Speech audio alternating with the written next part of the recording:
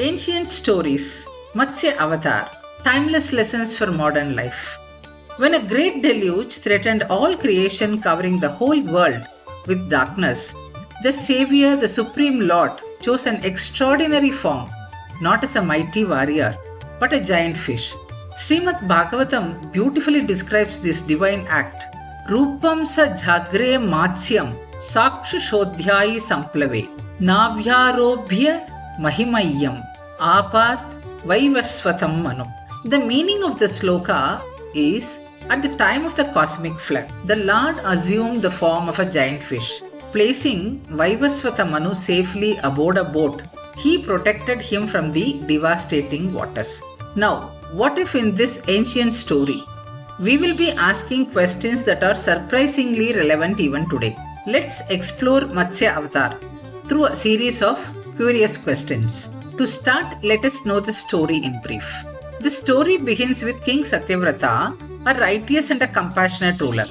One day, while offering prayer to the sun, he found a tiny fish in his hands. The fish pleaded to the king, "Protect me." The king compassionately placed it in a small bowl. But by the next day, it had outgrown. He moved it to a pond, then a river, and finally the vast ocean. Still, the fish continued to grow until it filled the seas. Realizing that this was no ordinary fish, the king bowed it in reverence. Lord Vishnu revealed himself and warned that a great flood would soon engulf the earth. Following the Lord's command, Manu gathered, means Satyavrata the king gathered the 7 great sages, the seeds of every plant, and the essence of all living beings into a great boat. When the flood arrived, the majestic horned Matsya also appeared. The boat was tied to his horn with the serpent Vasugi, and the Lord guided it safely across the endless waters. During the deluge, he also defeated the demon who had stolen the sacred Vedas and restored divine knowledge, ensuring that creation could begin anew. Now, the Matsya avatar teaches us a timeless truth. God protects not only life but also wisdom. Even in the greatest storms, those who place their trust in the divine are guided safely to a new beginning. This is a story as told and heard. Whether you are a pious person, a student of curiosity with bubbling questions, a non-believer of the existence of the God, and whether you are young or old, welcome to this series where we will ask interesting questions and try to derive answers applicable even today's fast-moving world. As you come along with me till the end without dropping off faith, you will find a difference. So, come till the finishing line. Welcome to the pause at Raj's Reflections. If you have not subscribed so far, please subscribe, share and get the notification activated. You will for sure enjoy this journey. Of all the living beings, why a fish? Why the fish instructed only Satyavrata and not anyone else? And above all, what relevance it has got in today's modern world? Let's dive into more questions to find out why and what. Why was Satyavrata chosen? Now, as we know the story, the first question is, why was Satyavrata? Among all so many sages and wise men, the answer here is simple. What qualified Satyavrata was not power, not status, not knowledge, but a receptive and a righteous heart and his dharmic nature. The story reveals that a divine intervention or guidance often comes to those who remain righteous, truthful, compassionate and humble, not only in ordinary moments but even when under chaos. If the Lord is so powerful, why not simply save everything required directly? Why to ask Satyavrata to build a boat and gather the said things? Now we have seen why Satyavrata was chosen. Why to gather the said things? This is the most symbolic and crucial part of the story. The boat carried King Satyavrata, the sages, the scriptures of knowledge and the seeds of life. To put it in short, it carried the future. Preservation is easier than rebuilding. The Lord did not erase the creation and started all over again. He protected what was worth carrying forward. The story also teaches us one important principle to learn. Divine grace means not replacing human effort. Divine grace is always there to guide us. Here, Satyavrata had to prepare, the sages had to gather, the seeds needed to be collected and preserved. The boat is not just a vessel. It is a symbol of preparedness, wisdom and cooperation with divine grace. The boat represents responsibility, No doubt, the Lord, the guiding force, protects us. But humanity must also participate responsibly in preservation. Every generation must decide what values are worth preserving before the flood of change arrives. Is Matsya the first avatar, or was there anything before that in existence? We get a brief account from the Puranas that before every creation, there existed vast cosmic waters after the Mahapralaya. At the end of each cosmic cycle, names and forms dissolve, mountains disappear, worlds vanish, and even time seems to rest. There existed only one reality, Sat. Narayana Eka Asit means only Narayana existed. We would have seen the beautiful image of a divine child resting on a banyan leaf on the cosmic waters known as Vatapatra Sai. Among the countless creatures then, why the Lord chose the form of a fish?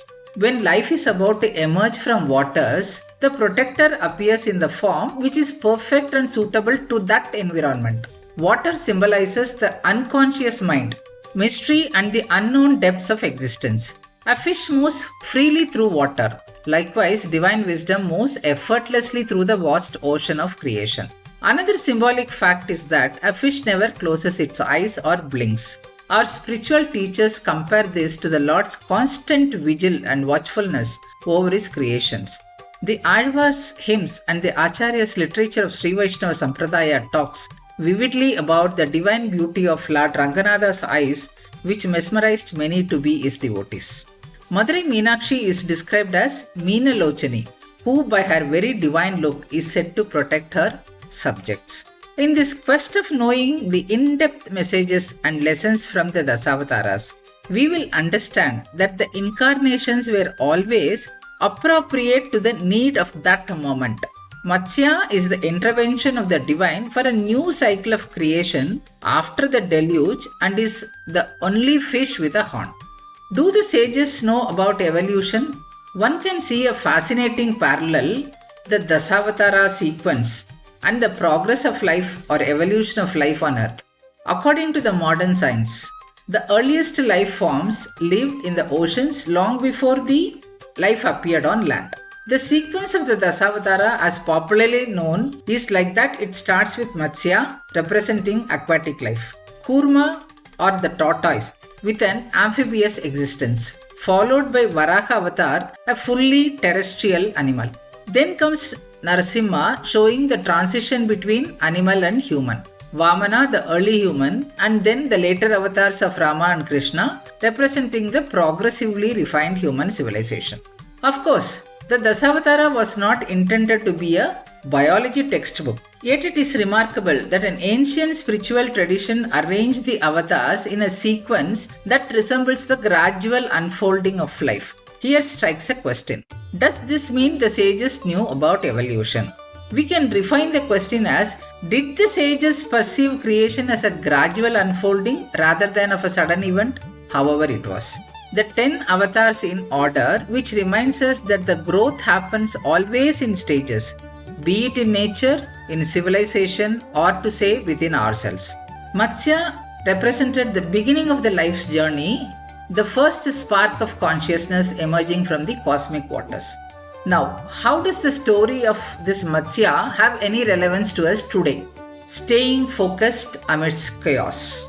When life feels like a flood, with messages popping continuously, news keeps changing, responsibilities keep piling, and somewhere in the middle of this noise, we feel totally lost, many times without even realizing it until the situation worsens. Interestingly, this is not a new problem to humanity. Thousands of years back, our scriptures described a great flood, not merely as a physical event, but as a powerful symbol of chaos. This is where the story of Matsya Avatar begins. We have already seen the story in brief. Now think about that image. The flood is our modern life. The boat is our mind. The rope is the Sharanagati or the surrender, the divine support system. And Matsya is the Lord guiding us through uncertainty. When life becomes overwhelming, our first instinct is often to control everything. But Visishtadvaita teaches something different. We are not independent controllers. We are inseparably connected to the divine. True strength comes not from holding everything together ourselves, but from anchoring ourselves to Him. Psychologically, resilience is not the absence of storms, it is the ability to remain steady during storms. Satyavrata did not stop the flood, he trusted the guide. That trust transformed fear into endurance. Today, many people suffer from information overload. Too many opinions, too many choices, too many worries about the future. The mind becomes like a boat drifting without direction. Matsya Avatar offers a timeless lesson. Whenever we feel lost in the ocean of life's challenges, Matsya reminds us that guidance exists. We only need the humility to recognize it and move forward with faith. For a devotee, that eternal anchor is the Lord. A simple prayer, a daily sloka, a moment of remembrance. These may seem small, but so did the fish at the beginning. Small acts of devotion gradually become the strength that carries us through life's floods. Then does it mean that Saranagati or surrender to the divine remove every challenge? Sharanagati does not remove every challenge. It removes the loneliness of facing challenges. The flood may continue, but the boat is tied to Matsya, and that changes everything. Matsya is not merely a fish in the story. It's a symbol of divine guidance leading us safely through the waters of change. Matsya teaches us the importance of preparedness, faith, and preserving wisdom during times of uncertainty. When life's water become turbulent, it's often knowledge, values, and inner guidance that help us navigate safely. Now, what could we take it as a closing reflection of this story? The flood is our modern life. The boat is our mind. The rope is Sharanagati. And Matsya is the Lord guiding us through uncertainty. He is the divine guidance. Perhaps the real question is not whether Matsya will appear. The real question could be, will we recognize him when he does? In the next episode, we will explore Kurma Avatar and discover why patience and steadiness are sometimes the greatest strengths during periods of intense pressure. Ancient stories, timeless lessons, and Raji's reflections. Watch out for this space every Friday. Thank you.